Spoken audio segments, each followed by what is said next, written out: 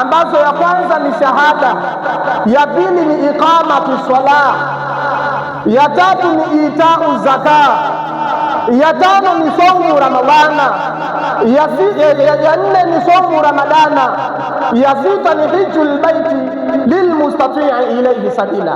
Hizi nguzo tano miezi yote 11 hazikamiliki, na hakuna Muislamu yoyote wala muumini yoyote ambaye anaweza kuzikamilisha hizi nguzo tano kwenye hii miezi yote 11 ya nyuma.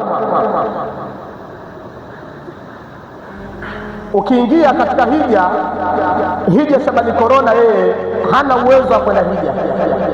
Sasa kama hana uwezo wa kwenda hija, huyu atendeshi nguvu kwenda kuhiji, ila ni kwa yule ambaye atakuwa na uwezo wa zile gharama za njia, huyu ndio amelazimishwa kwenda hija. Sasa na uwezo wake kwenye miezi yote 11 hawezi kufanya hii ibada illa alhaju ashhuri maalumati, isipokuwa lazima aende kwenye hii miezi maalumu ambayo imeandaliwa ibada ya hija.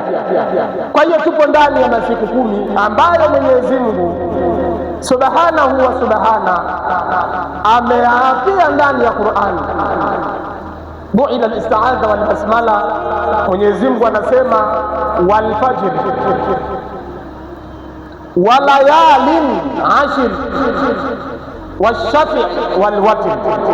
Hichi ndio tutakuwa kichwa chetu cha habari, kwamba Mungu ameapa na alfajiri,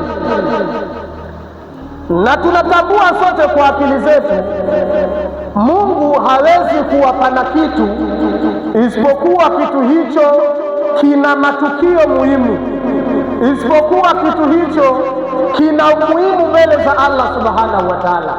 Kwa hiyo ndio Mwenyezi Mungu akaja kuwapa na masiku 10, akasema walayalin ashir, na ninaapa na masiku 10.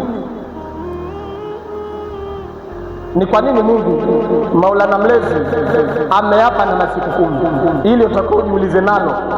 Na masiku 10 haya kila zinasema nyingi kwamba ni masiku 10 ya mwezi mtukufu wa Ramadhani, ile 10 la mwisho lile kuanzia 21 mpaka 30.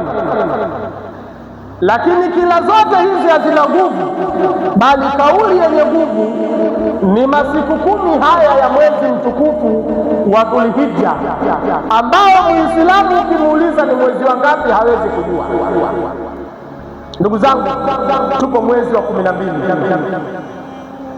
Kikristo ndio tupo mwezi wa 6, lakini Kiislamu tupo ndani ya mwezi wa 12. Leo ukiulizwa ni tarehe ngapi, sema tarehe 5 mwezi wa 12 mwaka 1447, yani 1447. Huu ndio mwaka wa Kiislamu.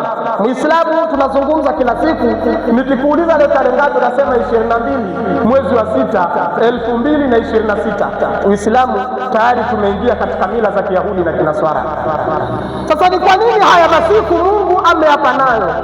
Na ukirudi kwenye Qur'ani kuna maneno Mungu anamwambia Nabii Musa kalimullah kwamba wadhakiruhum bi ayyamillah, anamwambia Mtume Muhammad sallallahu alaihi wasallam wakumbushe hao jamaa zako masiku ya Mwenyezi Mungu. Kwa hiyo miongoni mwa masiku ya Allah tena yapo ndani ya mwezi mtukufu,